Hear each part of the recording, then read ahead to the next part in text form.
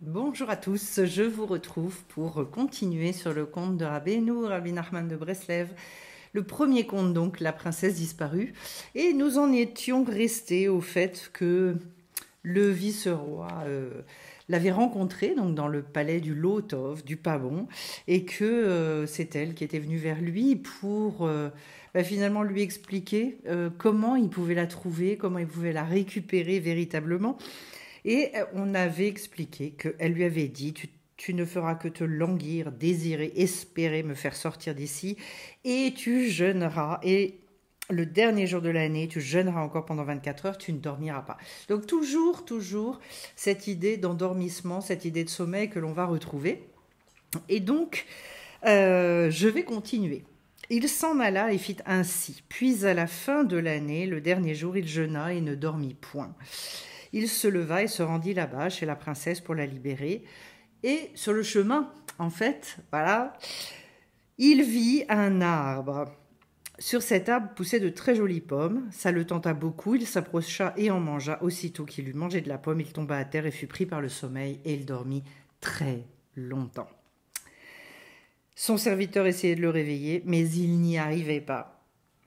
Voilà. Donc déjà, sur ce petit paragraphe, qu'est-ce qui se passe? On s'aperçoit que, d'abord, une chose extrêmement importante. Il a tenu toute une année.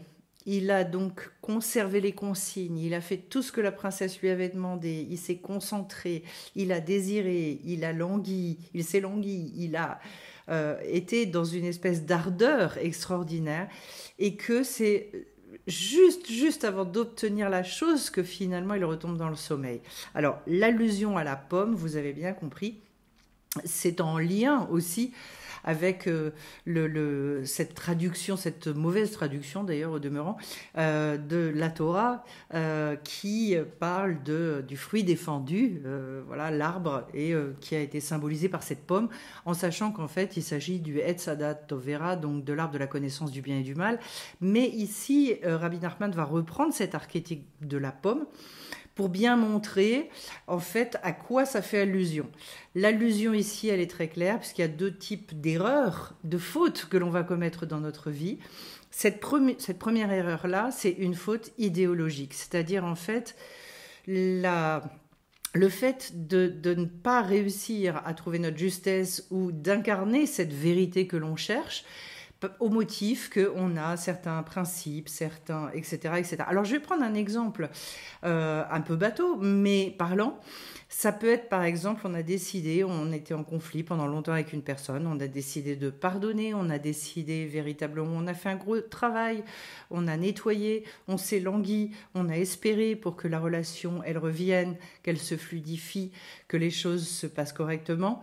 Et puis à la dernière minute, c'est-à-dire il y a une reprise de contact après un long temps où les deux personnes ne se sont pas vues.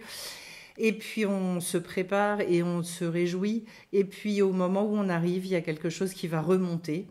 Et au lieu de s'asseoir un petit peu sur son orgueil ou sur je ne sais pas quoi, eh bien, qu'est-ce qu'il va faire? On va vouloir à nouveau recréer la justice. Et donc, on va re-rentrer dans la discussion sur ce qui s'est passé autrefois. Et donc, ça veut dire qu'en fait, on pensait avoir nettoyé, on se rend compte qu'on n'a pas nettoyé. Et que donc, la reprise de contact que l'on souhaitait, eh bien, finalement, elle est encore reportée, elle est encore repoussée. Voilà. Alors, ça peut venir de soi, ça peut venir de l'autre, peu importe. Mais vous comprenez pourquoi l'importance aussi, dans tout ce que l'on découvre dans ce conte, l'importance des trois pôles qui sont l'endroit, le temps et l'individu, la personnalité, ce qu'on va appeler le nefesh. Ça veut dire quoi? Ça veut dire qu'il y a un endroit aussi, des fois pour se voir justement, après des reprises de contact, des fois choisir un endroit neutre et ne pas se retrouver dans des lieux communs où il y a eu une histoire lourde, etc. Il peut y avoir également, bien évidemment, il y a une question de temps, c'est-à-dire que chacun se soit suffisamment préparé pour que ce shalom, cette reprise de lien puisse s'opérer. Et puis, la personne elle-même, est-ce que, oui, elle a véritablement nettoyé tout ce qu'il y avait à nettoyer pour que comment pour que les choses s'arrangent, voilà. Et donc en fait, voilà ce à quoi on fait allusion ici. Alors ici, c'est dans le cadre de la reprise de contact avec cette Neshama. Ça va signifier quoi? Ça va signifier à un moment donné qu'on va pouvoir travailler sur un item particulier, comme le fait de ne plus se mettre en colère, ou comme le fait de garder la joie, et puis qu'on va se concentrer énormément sur la chose. On peut travailler, d'ailleurs, ce sont des items que parfois on est amené à travailler sur des années, pour s'apercevoir que, juste au moment où on est tout à la fin du process et où il va y avoir la guérison, eh bien, on nous donne donc un exercice, en fait, pour mettre en œuvre tout ce travail qu'on a pu accomplir avant, et donc y aller véritablement avec notre être profond dans ce qu'on a pu développer, et que juste à ce moment-là, on va s'endormir, c'est-à-dire qu'en fait, on va oublier la neshama, le nefesh, la personnalité va reprendre le dessus, et que on va louper, on va manquer l'occasion. Ici, ça nous parle beaucoup d'occasions manquées. Et finalement, ce qui va être le plus important dans nos vies, c'est de ne jamais lâcher, c'est de toujours se languir, c'est-à-dire toujours continuer à espérer, ne jamais se désespérer. On comprend bien dans ce cadre-là ce que dit Rabbi Nachman de Breslev, le désespoir n'existe pas. Le désespoir n'existe pas dans la tête de Rabbi Nachman. De quelle manière ça n'existe pas? À partir du moment où on ne désespère jamais de soi-même, de ses rêves, et où on se dit de toute façon, je sais que je vais l'avoir. D'ailleurs, il est important de spécifier quelque chose. Le languissement concerne un rêve que de toute façon on finira par obtenir. Sachez-le. C'est-à-dire que ça fait partie un petit peu des promesses divines. À partir du moment où vous vous engagez là-dedans, qui est un process, je dirais, qui va nécessiter beaucoup d'investissement, beaucoup de prières, beaucoup d'études aussi, pour petit à petit se libérer, se nettoyer, réouvrir le cœur, etc., etc. À partir du moment où vous vous engagez dans cette chose-là, il est absolument évident qu'on va vous aider là-haut, et qu'on va vous donner ça en cadeau. Ça, c'est certain. Tout l'objet de ce conte-là, faut vraiment se remémorer ça sans cesse. C'est-à-dire, en fait, à chaque fois que je m'approche, il y a ce phénomène un petit peu de savonnette. J'ai l'impression que je vais pouvoir attraper la chose, et pas du tout. Pourquoi d'ailleurs est-ce que ça fait ça? Ça, c'est très intéressant. Parce que la plupart du temps, on essaye d'obtenir ça avec nos forces. Donc on y va en se disant je veux et je vais réussir avec mes forces à moi. Je vais réussir à exprimer les choses comme j'ai décidé de pouvoir les exprimer. Au lieu de se dire je vais faire ce que je peux, en revanche j'y vais accompagner, réclamer qu'on nous donne la force de vivre les choses telles que nous on les réclame depuis X temps, etc. Donc en fait ce phénomène de savonnette, je dirais que il est aussi dû à une volonté mal placée. C'est-à-dire quand on essaie de faire par ses forces.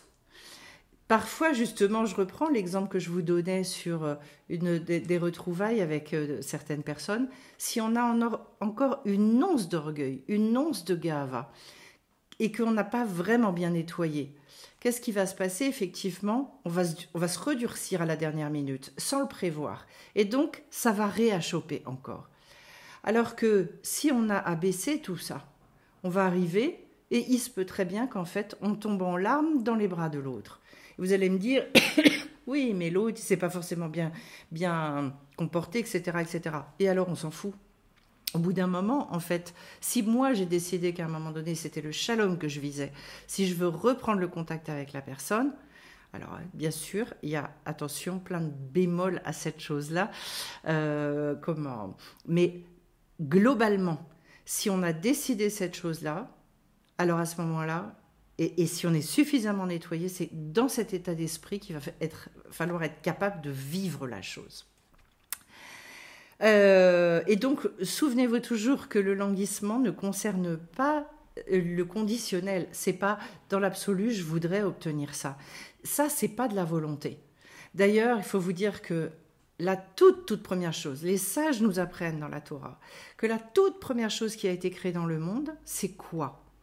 Avant même le monde, avant même la Teshuvah, avant même tout ça, qu'est-ce qui prédomine à tout et qui était absolument indispensable dans ce monde? C'est la volonté, ce qu'on appelle le Ratson. Le Ratson qui, au passage, les lettres du mot Ratson, si vous les mettez dans un ordre un petit peu différent, mais les mêmes lettres, ça forme le mot tsinor, c'est-à-dire que ça crée le canal. Autrement dit, votre volonté va être le canal, c'est elle qui va faire que petit à petit, vous ouvrez un canal et que l'énergie en question par rapport à ce que vous réclamez, elle va descendre. Un des soucis majeurs, c'est effectivement qu'en fait, on est habitué, nous, à cette société de consommation où soit on a tout de suite, soit on se décourage. Pourquoi ça va fonctionner comme ça avec Hachem? Eh bien, tout simplement parce que, d'abord, l'homme doit se renforcer. Il doit énormément se renforcer. C'est là qu'on voit véritablement quelles sont les volontés profondes chez l'être humain. Si une personne, elle se dit oui, ce serait pas mal que finalement je me mette plus en colère, mais que ça fait pas partie de ses priorités. De temps en temps, elle se rend compte que finalement ça lui fait du mal, qu'elle fait du mal aux autres, etc.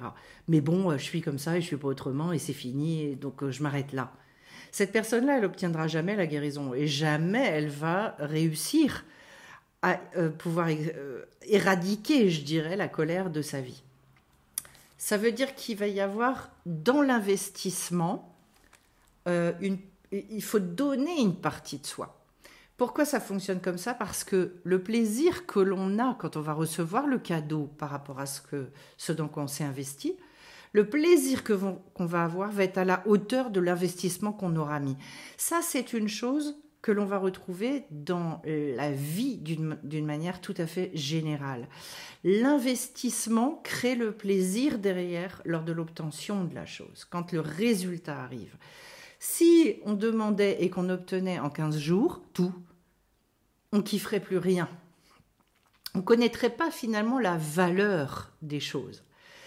Et on n'aurait pas le temps, je dirais, de se transformer, de créer ce que dans la Torah on appelle les kélim, les réceptacles, c'est-à-dire de supporter aussi le cadeau qu'on va nous donner.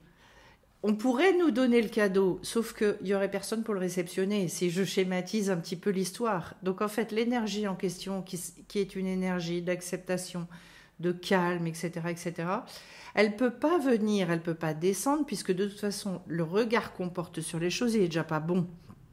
Voilà. Donc, j'ai un peu développé, mais je pense que ce sont des points importants. Qu'est-ce qui fait que du coup, on retombe dans le sommeil? Parce que derrière, en fait, quand on a à choper, quand à la dernière minute, on a glissé sur la peau de banane, finalement, et que il fallait pas manger, on a mangé. Dommage. Eh bien, en fait, après et derrière, c'est très très difficile de revenir instantanément et de dire ah, non, surtout, je vais rester éveillé, je reviens, je fais tchouva, parce qu'en fait, c'est absolument pas ce que je voulais. La plupart du temps, ce qui va se passer, c'est qu'on va chercher à justifier ce pourquoi on a chuté, au lieu de se dire tout de suite zut, c'est pas du tout ce que j'aurais dû faire. Alors pourquoi ça dure si longtemps dans le cadre de l'Aneshama? Parce que quand on est à la recherche de cette identité profonde, et que c'est pour ça qu'en fait dans la Torah il est expliqué que tous les débuts sont difficiles. Quand on se lance dans cette aventure-là, eh bien on va s'apercevoir que au démarrage, je ne vais pas vous mentir, il va y avoir beaucoup ce phénomène de savonnette. Et que en fait, avant de stabiliser ça, et avant d'avoir ce réflexe premier, d'être en connexion avec sa neshama, il y a tellement de choses à nettoyer et à libérer que du coup, en fait, derrière, on retombe dans le sommeil.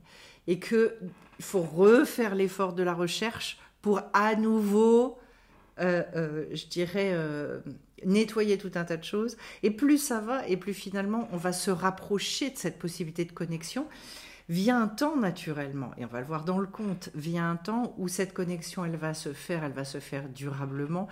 Et justement, on va plus avoir la sensation permanente que c'est aléatoire. C'est-à-dire, il y a des journées super où il y a 10 minutes dans ma journée, où il y a 1 heure. Mais alors tout le reste du temps, je sais pas où c'est barré, mais c'est plus là. Voilà. Eh bien, c'est un petit peu ça qu'on est en train de nous expliquer. Autrement dit, c'est quelque chose qui se muscle, d'où la nécessité de s'investir, d'où la nécessité de devenir quelqu'un de fort par rapport à cette démarche. Et donc, son serviteur, on a dit, essayait de le réveiller, mais il n'y arrivait pas. C'est-à-dire que même le corps, on avait dit qu'on pouvait voir le serviteur comme étant le corps, et que qui essaye de réveiller le vice-roi, qui est le Néphesh, en lui disant oh, oh. Voilà, comment est-ce que le corps, il essaye de réveiller la plupart du temps? C'est parce qu'il va avoir des sensations lui-même de mal-être. Je me suis bloqué le dos, j'ai mal ici, j'ai mal là. C'est-à-dire, souviens-toi, t'es venu pour quelque chose, ton corps il est en train de te parler, ça marche pas, c'est pas possible. Bon. Et puis plus tard. Alors plus tard, comme on sait qu'il a dormi très longtemps, ça veut dire qu'on parle encore en termes d'années, il sort de son sommeil, effectivement. Et se dit, où suis-je sur cette terre? Alors là aussi, je vais repartir dans la Genèse, dans Béréchit, parce que c'est la question que Dieu pose à Adam et Ève, juste après qu'ils aient consommé finalement de l'arbre du Etz Hadat, donc l'arbre du Tov Ve'Hara, du bien et du mal. Hachem va dire à Adam, où es-tu? Ce qui signifie en fait, où est-ce que tu te situes? Où est-ce que tu en es, toi, vis-à-vis de toi-même, etc., etc. Donc, où suis-je sur cette terre montre qu'en fait, le vice-roi, il est extrêmement bien parti. Parce que le drame, c'est quand on ne se pose plus cette question-là. Tant qu'on se pose la question, mais où est-ce que j'en suis? Mais où est-ce que j'en suis? Même si on ne trouve pas les réponses. Ce qui nous montre bien d'ailleurs que le plus important, c'est de se poser les questions. Les réponses, elles vont venir. Et quand on a la chance, le privilège de rencontrer des sages comme ça, de ce calibre-là, alors de savoir que de toute façon, les réponses, on va les avoir. Puisqu'il est dit, celui qui cherche, y trouve. Donc de toute façon, c'est pour ça que le languissement, c'est pas un truc autant conditionnel. C'est que j'y vais, et attention, moi je lâcherai pas le morceau. Sachez qu'une fois que j'ai agrippé, j'ai pris la chose, que je l'ai attrapée, je ne la lâcherai plus. Et donc, où suis-je sur cette terre? Il pose la question à son serviteur. Mais en fait, mais qu'est-ce que je fais là? Et finalement, mais qu'est-ce qui s'est passé? Alors encore tout ce temps d'endormissement, là, ras-le-bol, quoi. Donc c'est le serviteur qui lui raconte toute l'histoire, parce que le corps, il se souvient bien, lui, de tout ce qui s'est passé. Oh là là, mais tu dors depuis extrêmement longtemps, il y a déjà plusieurs années que tu dors, voilà. Bon, moi j'ai mangé des fruits à côté, moi je vivais de ces fruits. Et du coup, le vice-roi s'attrista beaucoup. C'est-à-dire qu'à nouveau, qu'est-ce qui se passe? La tristesse. Je pensais que cette fois-ci c'était bon, et puis finalement, non. Et donc en fait, il retourna là-bas et la retrouva. C'est-à-dire qu'en fait, il va retourner au palais du Lotov pour avoir de nouveaux conseils, pour savoir à nouveau comment il doit faire, etc. Que fait à ce moment-là la princesse disparue? Elle dit, elle se lamenta et se plaignit très fort devant lui. Donc la Neshama, alors il faut comprendre une chose dans cette histoire-là, c'est que notre Neshama, cette partie divine, elle est extrêmement attristée, elle est extrêmement seule aussi, je dirais. Et puis, oui, cette sensation de solitude est extrêmement puissante. Pourquoi? Mais parce que finalement, elle est constamment laissée pour compte, elle est laissée de côté, elle a une mission à accomplir, elle a des choses à faire. Et elle attend cette complémentarité avec le nefesh, avec le corps. Pourquoi? Parce qu'elle, toute seule, elle ne peut rien faire. Elle ne peut rien faire. Donc elle dit, elle explique au nefesh, elle explique au corps. Et elle dit, tu veux te connecter à moi, tu veux me retrouver? Voilà comment il faut que tu t'y prennes. Mais moi, je t'attends. Donc, de bien comprendre aussi qu'en nous, il y a aussi la part spirituelle, qui est une part qui s'attriste de ne pas pouvoir créer ce lien et cette complétude pour pouvoir être... Parce que la Neshama, elle aspire à être active, Le principe d'incarnation, c'est un principe de mission, c'est-à-dire qu'elle est là elle est venue pour faire certaines choses, pour, pardon, opérer certaines réparations, et que ça peut, dans tous les endroits du conte où vous voyez très longtemps, ça peut vouloir dire que ça peut parler de Gilgulim entier, c'est-à-dire il peut s'agir de plusieurs réincarnations. Et qu'à un moment donné, vous imaginez, la Neshama, quand ça fait X réincarnations que ça se passe comme ça, elle en a marre. Elle en a vraiment marre, voilà. Donc elle se plaint. Et elle lui dit, à cause d'un jour, t'as perdu. Un jour. C'est-à-dire à cause du fait que tu n'as pas pu te retenir un seul jour. Autrement dit, qu'est-ce qu'on est en train d'apprendre? C'est que très globalement, 99,9% dans le cadre du conte, il fait les choses. Et juste au moment où tu es dans les derniers instants et où tu vas avoir le cadeau, c'est là que tu envoies tout balader, que tu dis oh, ras-le-bol, j'en ai marre. Et du coup, effectivement, tu as mangé cette pomme et à cause de cela, tu as échoué. Elle lui dit, soit ne pas manger est une chose très dure, surtout le dernier jour. À ce moment, le mauvais penchant se renforce encore plus. Donc ça, on en avait un petit peu parlé, il me semble. C'est-à-dire que dans les derniers instants, au moment où, en fait, votre Yetzer Hara, le mauvais penchant, il voit que vous allez réussir à passer outre l'empêchement. Ou l'obstacle, vous allez le dépasser, vous allez le crever. C'est là qu'il va mettre le paquet. Et donc, ça veut dire quoi par ricochet? Ça veut dire que quand dans votre vie, le Yetzer Hara met le paquet, sachez une chose, c'est que vous êtes au tout petit bord. Ça y est, le cadeau, il est là, il est à portée de main. C'est sur ce temps-là, je dirais ce qu'on appelle la dernière ligne droite, qu'il va falloir précisément rester costaud, ferme, et dire non, même pas en rêve, je vais céder à cette chose-là. Et donc, effectivement, de ressentir ça, c'est important. Ressentir au sens de se dire, tiens, je sens que c'est en train de se durcir en ce moment. Je sens que les forces contraires, elles sont imposantes, elles sont importantes. D'où tout l'intérêt aussi d'étudier pour savoir comment, je dirais, chanter toutes les ruses du Yetzer Hara. Eh bien, elle dit, oui, certes, je sais que c'est difficile, mais comprends une chose, c'est que c'était le dernier jour. Donc la prochaine fois, quelque part, te fais pas avoir, parce que quand tu sens que ça va se renforcer, dis-toi que ça y est, c'est le moment. Je dirais, c'est le grand jour. Donc surtout, ce jour-là, ne lâche pas. Alors, elle va lui redonner d'autres conseils, et elle va lui dire, choisis de nouveau un endroit, et installe-toi là-bas pour encore une année. Donc, rebelote. Ça veut dire, allez hop, t'es reparti pour le même process. Le dernier jour, cette fois-ci, elle va diminuer quelque part ses exigences. Sachant que, quelle était l'exigence là? C'était qu'il n'avait pas le droit de manger. Autrement dit, c'est fais attention à de quoi tu te nourris. Ne te nourris que dans la concentration, ne va pas partir à droite, à gauche, parce que c'est là qu'on risque de t'agripper. Cette fois-ci, elle dit, le dernier jour, tu auras le droit de manger. C'est-à-dire, bon, je vais un peu baisser mes exigences, baisser la difficulté de la chose, mais elle dit, attention, pas de dormir. Et puis, tu ne devras pas boire de vin afin de ne pas t'endormir, parce que l'essentiel, c'est le sommeil. Et qu'on sait qu'effectivement, quel est l'effet du vin? Eh ben, le vin, il a pour effet, je dirais, de nous faire baisser la garde, de faire qu'on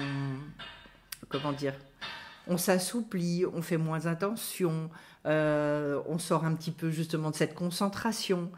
Ça, comment je dirais, on parle beaucoup du vin dans la Torah et de l'importance de boire du vin, etc., à certains moments, dans certaines conditions, etc. Mais là, elle lui dit, attention, garde finalement toute ta vigilance pour ne pas t'endormir, donc ne bois pas de vin. Il s'en alla et fit ainsi.